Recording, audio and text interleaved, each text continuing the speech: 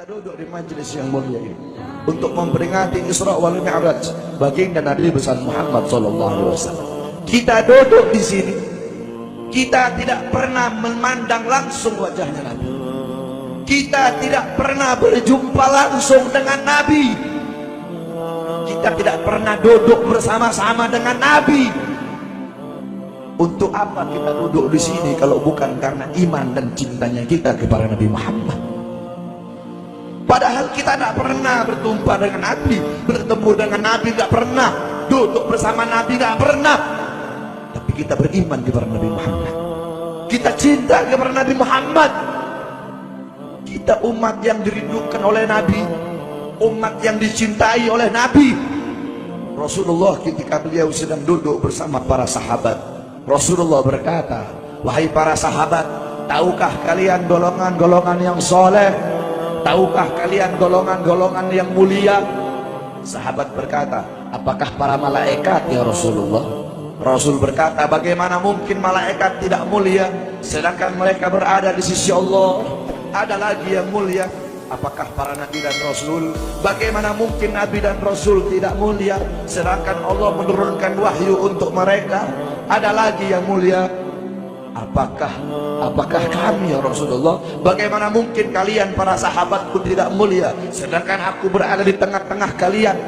Ada lagi yang mulia. Kata sahabat, Allah dan engkau yang lebih tahu ya Rasul. Rasulullah menundukkan kepala, Nabi Muhammad menundukkan kepala. Dari kedua pelupuk mata beliau mengeluarkan air mata, membasahi pipi beliau sampai ke janggutnya beliau. Beliau menundukkan kepala sambil menangis dan beliau berkata, golongan yang mulia ini, golongan yang soleh ini, mereka golongan-golongan yang adanya nanti di akhir zaman. Mereka tidak pernah duduk bersamaku, mereka tidak pernah memandang wajahku, mereka tidak pernah mendengar langsung kata-kataku, akan tetapi mereka beriman kepadaku, kata Rasul. Mereka umat yang aku rindukan, mereka umat yang aku cintai. Tuba liman yarani wa amana bi, wa tuba summa tuba summa tuba liman lam yarani wa amana bi. Sungguh beruntung orang-orang yang beriman kepadaku, kemudian orang-orang yang melihatku kemudian beriman kepadaku. Dan sungguh beruntung, dan sungguh beruntung, dan sungguh beruntung. 3 kali keberuntungan, 3 kali kemuliaan bagi orang-orang yang tidak pernah melihatku, akan tetapi mereka beriman kepadaku. Siapa? Kita umat Nabi Muhammad SAW. Kita tidak pernah memandang wajah Nabi, tidak pernah berkumpul dengan Nabi, tapi kita beriman kepada Nabi Muhammad. Apalagi kita umat Islam Indonesia. Umat Islam Indonesia, umat yang dicintai oleh Rasulullah. As-Sayyid Al-Habib Muhammad bin Ali Al-Maliki, ketika beliau berziarah ke makam Nabi Muhammad, dalam keadaan sadar beliau berjumpa langsung dengan Nabi Muhammad. Di belakang Nabi Muhammad ada ribuan orang. Habib Muhammad pun bertanya, ya Rasulullah, siapa yang ada di belakangmu ini ya Rasulullah? Ribuan orang ini, ribuan golongan ini siapa ya Rasulullah? Rasulullah berkata, ini mereka yang ada di belakangku. Mereka adalah umat Islam yang aku cintai. Mereka umat Islam yang ada di Indonesia, kata Rasulullah SAW. Kita dicintai oleh Rasul. Kenapa? Coba kita lihat di Indonesia, saudara-saudara. Kalau bulan Maulud, kalau bulan Rabiul Awal, di kampung-kampung, di musola-musola, setiap masjid, setiap langgar, setiap pesantren, setiap RT, setiap RW pasti bikin maulid Nabi Muhammad. Kalau udah bulan Rajab, setiap pesantren, musola, masjid, kampung, RT, RW pasti bikin Isra wal Mi'raj sebagai Nabi besar Muhammad. Negara-negara yang lain, tempat-tempat yang lain tidak seperti kita, saudara-saudara. Makanya kita menjadi umat yang dicintai oleh Rasul, umat yang dimuliakan oleh Nabi Muhammad, umat yang dirindukan oleh Nabi Muhammad SAW. Allah berkata dalam Al-Quran, laqad ja'akum rasulun min anfusikum azizun alaihi ma'anittum harisun alaikum bil mu'minina raufur rahim. Hei sekalian umat manusia, yang kaya, yang muda, yang tua, yang muda, yang kaya, yang miskin, mulai pejabat sampai rakyat, ulama sampai umat. Sekalian umat manusia, laqad ja'akum, telah sampai kepada kalian, telah datang kepada kalian rasulun, utusan Allah, min anfusikum, dari golongan kalian manusia, azizun alaihi ma anittum, sungguh berat baginya penderitaan yang kau alami, sungguh berat baginya kesusahan yang kau alami. Sebelum kalian susah, dia lebih dahulu susah. Sebelum kalian menderita, dia lebih dahulu menderita. Sebelum kalian menangis, dia lebih dahulu menangis. Sebelum kalian berdarah, dia lebih dahulu berdarah. Azizun alaihi ma'antum, harisun alaikum, dia menjaga kalian, menjaga akidah kalian, keyakinan kalian, tauhid kalian, syariat kalian, sholat kalian, agar kalian tidak menyimpang, agar kalian tidak tersesat, agar kalian tetap berada di jalannya Allah. Bil mu'minina raufur rahim, kepada orang-orang yang beriman beliau sangat cinta, beliau sangat sayang, beliau mencintaimu sebelum engkau mencintainya, beliau merindukanmu sebelum engkau merindukannya. Siapa beliau? Siapa dia? Dia adalah seorang manusia yang mengorbankan jiwanya, mengorbankan nyawanya, mengorbankan darah dan hartanya demi kita sebagai umat. Beliau kepanasan, kedinginan, 3 hari 3 malam makan, mengganjal perutnya dengan sebongkah batu. Perut suci beliau berbunyi. Kelaparan bukan untuk dirinya, kelaparan bukan untuk anak cucunya, kelaparan demi kita sebagai umat. Beliau seorang manusia yang pipinya pernah tertusuk duri sampai tembus ke sebelah demi kita sebagai umat. Beliau seorang manusia yang pernah wajah beliau dilempari kotoran demi kita sebagai umat. Lupakah kalian dengan air mata beliau yang menetes setiap malam demi kalian? Lupakah kalian darah suci beliau yang menetes ketika berada di kota Taif, dilempari batu demi kalian? Ketika beliau pergi ke kota Taif, dahi beliau dilempar batu, darah ke beliau keluar. Ketika darah itu jatuh, ditampung darah beliau, ditampung darahnya. Sahabat berkata, ya Rasul, kenapa kau tampung darahmu ya Rasul? Rasul berkata, andaikan darahku jatuh di atas tanah Taif, penduduk kota Taif akan ditenggelamkan oleh bumi, sedangkan mereka adalah umatku. Luar biasa kasih sayang Nabi kepada kalian. Tapi kita sebagai umat tidak tahu diri.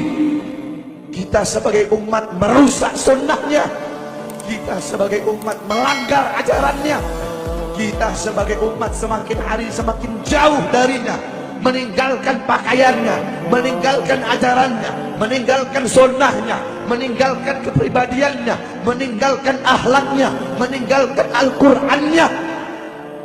Rasulullah sallallahu alaihi wasallam yang dimana qala Sayyidina Ali karamallahu wajhah, inna Rasulullah fi akhir nafsi harragat syafataihi marratain fa'algaitu sam'i fasami'tuhu yaqul ummati ummati faqubida Rasulullah sallallahu alaihi wasallam wa qala law kanat ad-dunya tadumu li wahidin la kana Rasulullah sallallahu alaihi wasallam fiha mukhalladan. Dari Sayyidina Ali karamallahu wajhah, ketika akhir-akhir detik-detik kematian Rasulullah, beliau mendengar, beliau melihat dari bibir Rasulullah bergerak dengan 2 kali gerakan. Beliau mendekatkan telinganya, mendekatkan pendengarannya, dan beliau mendengar Rasulullah berkata, ummati ummati, faqubida Rasul, meninggal Rasulullah sallallahu alaihi wasallam. Ketika nyawa Rasulullah akan dicabut, Rasulullah berkata kepada Jibril, wahai Jibril, aku belum puas meninggalkan umat, aku tidak mau meninggalkan mereka dalam keadaan belum diberi jaminan oleh Allah. Wahai Jibril, sampaikan kepada Allah, aku tidak minta jaminan untuk diriku, aku tidak minta jaminan untuk keluargaku, aku minta jaminan untuk umatku. Wahai Jibril, sampaikan kepada Allah, Jibril pun pergi kepada Allah. Jibril pun berkata, ya Allah, kekasihmu Muhammad meminta jaminan untuk umatnya. Allah bilang, wahai Jibril, katakan kepada Muhammad, aku tidak akan menghinakan umat Muhammad. Basyirhu fa innahu awwalun nasin kharijum minal ardi idza bu'isu. Kemudian beliau ditarik lagi nyawa beliau. Beliau berkata, ya Khalil Israel, wahai kekasihku Israel, apakah seperti ini rasa sakit ketika dicabut nyawa? Israel berkata, iya ya Rasulullah, seperti inilah rasa sakit ketika dicabut nyawa ya Rasulullah. Ya Allah, biar aku menanggung sakratul maut seluruh umat.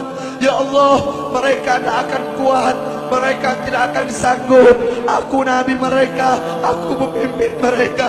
Biar aku menanggung beban penderitaan sakratul maut mereka ya Allah. Biar aku menanggung sakratul maut umatku ya Allah. Di mana kita sebagai umat? Apa yang telah kita lakukan untuk Nabi Muhammad? Nabi berkorban untuk kita. Di saat detik-detik terakhir nafasnya, tidak memikirkan rasa sakitnya, tidak memikirkan pedihnya, tidak memikirkan beratnya. Beliau memikirkan nasib kita sebagai umat. Kelak di yaumil qiyamah, ketika para nabi dan para rasul berkata, nafsi nafsi, nafsi nafsi, diriku sendiri, jiwaku sendiri, aku urus urusanku sendiri, aku tidak bisa tolong kalian. Ketika para nabi dan rasul, mereka tidak bisa menolong kita. Rasulullah Muhammad ibni Abdullah, Nabi Muhammad bersujud kepada Allah. Nabi Muhammad bertekuk lutut. Beliau bermohon kepada Allah. Beliau berkata, ya Allah, aku tidak minta pengampunan untuk diriku, wala Fatimah, wala Hamzah. Aku tidak minta pengampunan untuk Fatimah, aku tidak minta pengampunan untuk Hamzah. Aku cuma minta pengampunan untuk umatku ya Allah, untuk umatku ya Allah. Rasulullah tidak meminta pengampunan untuk dirinya, tidak meminta pengampunan untuk anaknya, tidak meminta pengampunan untuk paman bibinya, tidak meminta pengampunan untuk keluarga atau anak cucunya, tetapi beliau meminta pengampunan untuk kalian sebagai umat. Karena begitu cintanya beliau kepada umat, karena begitu sayangnya beliau kepada umat, sampai-sampai beliau berkata, lau yushaku ahadukum bisyaukatin fi rijlih la ajidu ala ma'a fi qalbi. Andaikan kalian, salah satu dari kalian kakinya tertusuk duri, andaikan salah satu dari kita yang duduk di sini kaki kita ada yang terkena duri, pasti kita merasakan sakit. Apa kata Rasul? Maka aku tidak merasakan apa yang kalian rasakan, kecuali yang aku rasakan, sampai dalam hati aku rasakan rasa sakit kalian. Cintanya Rasul kepada kita. Apa yang sudah kita lakukan untuk Nabi? Sudahkah kita mengorbankan kedua mata kita untuk memandang hal-hal yang disukai oleh Nabi? Sudahkah mengorbankan kedua tangan kita memberi makan golongan-golongan yang dicintai oleh Nabi? Mengorbankan lidah kita untuk mendakwahkan, mensuarakan ajaran syiar Nabi? Sudahkah mengorbankan kedua kaki kita melangkah ke tempat-tempat yang diridhoi oleh Nabi? Kita masih belum bisa balas jasa Nabi, dan tidak akan pernah bisa membalas jasa Nabi Muhammad. Jangankan kita duduk di sini berjam-jam, walaupun kita duduk di sini sampai pagi kita duduk, seumur hidup kita duduk di sini, masih belum bisa membalas jasa Nabi Muhammad. Sekalipun kita merangkak, engkau merangkak dari rumahmu menuju makam Nabi, merangkak bukan dengan kaki, merangkak bukan dengan bukan dengan tangan. Walaupun kalian merangkak dengan kedua mata dari rumah kalian menuju makam Nabi, itu masih belum bisa membalas jasa-jasa Nabi Muhammad sallallahu alaihi wasallam. Kita tidak bisa membalas jasa-jasa Nabi Muhammad. Kecintaan kita tidak ada apa-apanya. Apakah kecintaan kita lebih besar daripada kecintaan seorang anak kecil yang ada di zaman Syekh Abdurrahman Ad-Dibai? Di zaman Syekh Abdurrahman Ad-Dibai, pengarang Maulid Diba, ketika beliau ingin berziarah ke makamnya Rasul, ketika beliau ingin ziarah ke makamnya Nabi, ada satu orang anak kecil ingin ikut berziarah. Maka kata rombongan, "Hai anak kecil, engkau tidak boleh ikut. Ini perjalanan memakan waktu berhari-hari, bisa 4 hari, 5 hari, bahkan sampai 1 minggu. Kau tidak boleh ikut." Pergi anak kecil tersebut. Pergilah rombongan Syekh Abdurrahman Ad-Dibai untuk ziarah ke makamnya Nabi. Tanpa sepengetahuan rombongan, ternyata anak kecil tersebut bergelantungan di bawah kereta kuda Syekh Abdurrahman Ad-Dibai. Anak kecil itu bergelantungan. Dia sampai berhari-hari gak makan, gak minum, gak tidur. Hanya apa? Hanya ingin pergi ziarah ke makam Nabi. Saking cintanya kepada Nabi Muhammad, dia sembunyi-sembunyi bergelantungan di bawah kereta. Gak makan, gak minum, gak tidur berhari-hari. Sampai ketika sampai di Madinah, itu anak kecil jatuh. Itu anak kecil terjatuh. Rombongan bilang, bukan kayaknya anak kecil yang waktu itu mau ikut. Berarti sudah berhari-hari dia di bawah kereta ini. Dia nggak makan, dia nggak minum, dia nggak tidur. Anak kecil itu berlari. Anak kecil itu berlari sampai dia terjatuh. Saking bahagianya, dia sudah sampai di Madinah. Dia ambil debu-debu Madinah, pasir Madinah, dia ambil, dia usapin ke mukanya. Saking bahagianya, sampai itu anak mati. Anak kecil tersebut mati membawa kecintaannya kepada Nabi Muhammad. Anak kecil itu mati, gak makan berhari-hari, gak tidur, gak minum, hanya ingin ziarah ke makam Nabi Muhammad. Padahal anak kecil itu tidak pernah memandang Nabi, tidak pernah berkumpul dengan Nabi. Kecintaannya luar biasa kepada Rasulullah. Akhirnya anak itu dimakamkan oleh Syekh Abdurrahman Ad-Dibai di Madinah. Anak kecil itu dimakamkan di Madinah.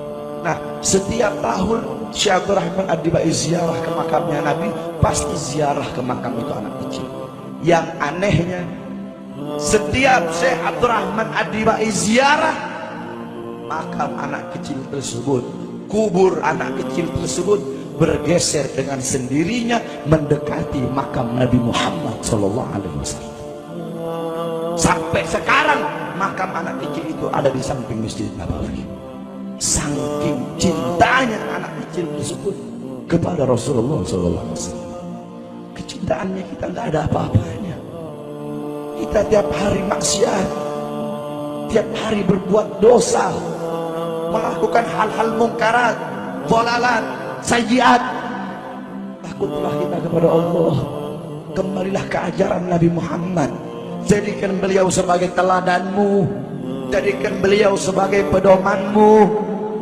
Hidupkan rumah tanggamu dengan ajaran beliau, hidupkan kampungmu dengan dengan ajaran dan sunnah beliau.